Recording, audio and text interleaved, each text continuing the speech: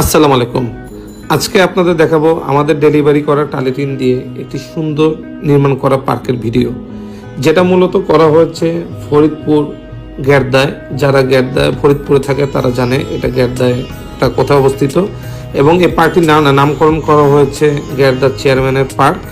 এখানে আমরা আগে পরে অনেকভাবে টিন দিয়েছি, এবং এখানে কিন্তু 3 ধরনের টিন ব্যবহার করা হয়েছে। একটা হচ্ছে লাল রঙের আপনার টালি টিন, তারপরে আবার ঢেউটিনগুলো করা হয়েছে, যেগুলো ছাতার মতন দেখতে ডিজাইন দেখছেন ঢেউটিনগুলো, সেগুলো কিন্তু ঢেউটিনের শেড।